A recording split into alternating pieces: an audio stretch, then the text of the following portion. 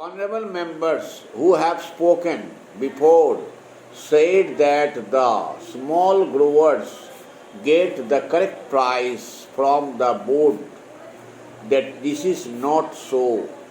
The entire bulk of the profit they make in the home market and in the foreign market is kept by the bigger grower who dominate this coffee board. The price they get is more than what they pay to the small grower. That is the complaint of the small grower. So it is not correct to say that the profits this board makes are equally distributed to the small growers.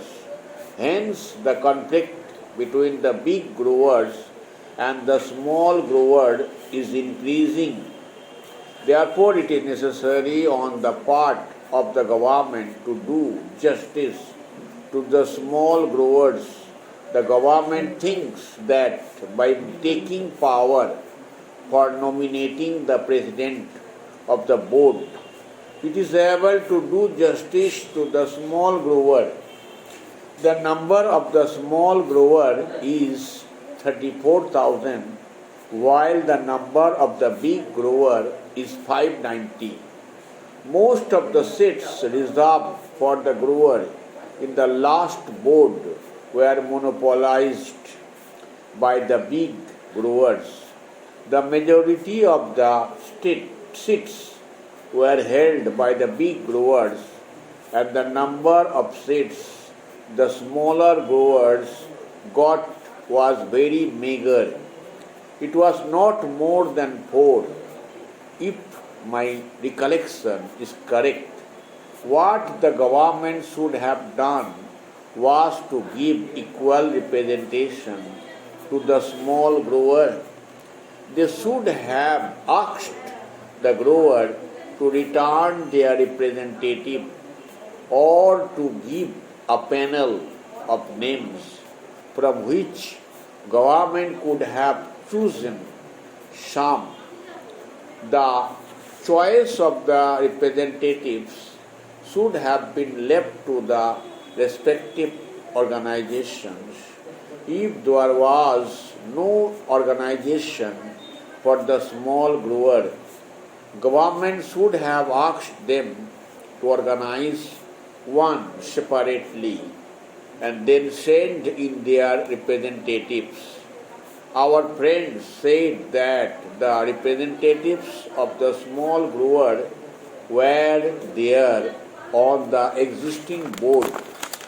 It is true, but I know the practice of this big grower or big industrialist. Having given membership to the smaller fry on their organization, they don't allow them to express themselves.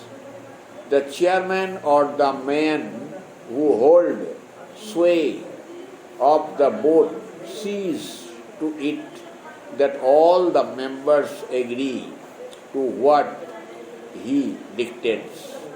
That is the practice in this association. We know that, so it is better to have a separate organization for the small grower and ask them to submit their panel of names to represent them on the board. Representation on the board should not be governed by the number of acres owned and the amount of capital invested, but by the number of the grower. If this principle is adopted, the bigger grower will not be able to run away with what they want.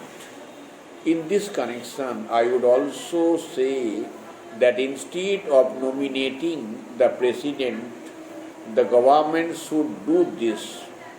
The government should ask the respective organization of the big growers, the small growers, of their representatives, and then include member of parliament.